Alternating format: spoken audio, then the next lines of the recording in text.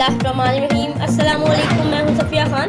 शामिल करते हैं हेडलाइंस। हुकूमत से जल्द अज जल्द जान छुड़ाकर कबल अज वक्त इलेक्शन कराएंगे। मुकदमात के भंवर में फंसे आसिफ अली जरदारी की टंडोवाला यार में घनगरज। बोले जिसको अचानक ताकत मिल जाती है उसका दिमाग खराब हो जाता है। बानी एमक्यूएम किसी और का बन चुका।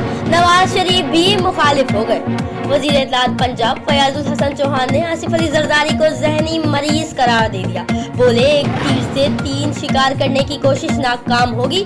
अब कोई भी इदारा ब्लैक में नहीं होगा। वजीर आजम के मुआवन खुसूसी नईमुल हक बोले जरदारी बाकी की जिंदगी जेल में गुजारने की तैयारी कर लें। आर्मी पब्लिक स्कूल के शौदा और गाजियों को कौम का सलाम। 4 साल पहले 150 मासूम बच्चों और असातिज़ा ने खून का नजराना पेश किया। शौदा को खराज तहसीन पेश करने के लिए पेशावर में खुसूसी तकरीब। गवर्नर केपी और कोर कमांडर ने यादगार शौदा पर फूल चढ़ाए। पाक फौज के दस्ते की भी सलामी। मासूम जानों की कुर्बानी ने कौम को सफाक दुश्मन के खिलाफ मुत्तहिद कर दिया।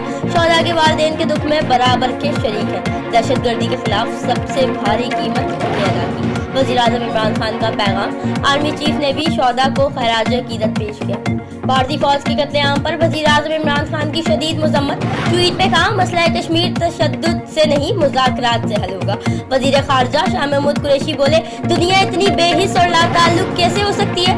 भारतीय फौज कत्लेआम के मिशन पर निकल पड़ी है। मजीद कहा आलमी तंजीमें इंसानी हुकूक की खिलाफ वर्जियों पर आवाज़ उठाएं। मकबूजा कश्मीर में भारतीय जुल्म रियासती दहशत गर्दी के खिलाफ सोग और हड़ताल। शौदा की नमाज जनाजा में हजारों अफराद की शिरकत। आज़ादी के नारे लगाए। हुर्रियत क़यादत की कल फौजी छावनी की तरफ मार्च की कॉल। इस वक्त इतना ही। मजीद खबरों और अपडेट्स के लिए विजिट कीजिए हमारी वेबसाइट csnlive.tv। इसके अलावा आप हमें ट्विटर और फेसबुक पर भी ज्वाइन कर सकते हैं।